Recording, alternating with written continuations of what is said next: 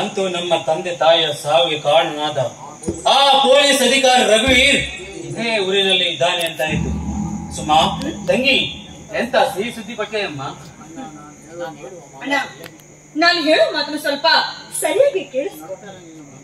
ನಂತರ ನೀನು ಏನ್ ಅನ್ಸುತ್ತೋ ಅದನ್ನು ಮಾತಾಡಬೇಕು. ಆದ್ರೆ ರಘುವೀರ್ ಸರ್ ಇವಾಗ ಪೊಲೀಸ್ ಅಧಿಕಾರಿ ಆಗಿಲ್ಲ, ಅವ್ರೀಗ ಒಂದು ದೊಡ್ಡ ಫ್ಯಾಕ್ಟರಿ ಓನರ್ ಆಗಿದ್ದಾರೆ. ಅವ್ರ ಮಗ ಅಭಯ್ ಅಂತಿದಾರಲ್ಲ, ಅವ್ರೀಗ ಒಳ್ಳೆ ಸಾಧು ಹುಡುಗ, ತುಂಬಾ ಒಳ್ಳೆ ಹುಡುಗ. ಅಷ್ಟೇ ಅಲ್ಲ, ಅಭಯನ ಸಹಾಯಕರಾಗಿ ನಾನೀಗ ಕೆಲ್ಸಕ್ಕೂ ಸೇರ್ಕೊಂಡಿದ್ದು ನಿಜ.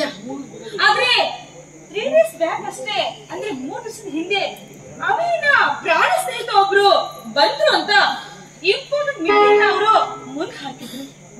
ಆದ್ರೆ ಆ ಸ್ನೇಹಿತ ಯಾರು, ಏನು, ಯಾಕೆ ಅನ್ನೋ ವಿಷಯನ ಏನ್ ಕಂಡಿದ್ದೀವಿ.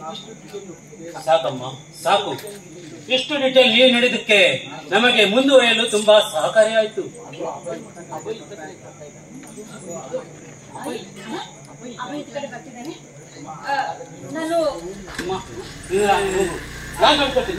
ಹೋಗ್ತೀನಿ.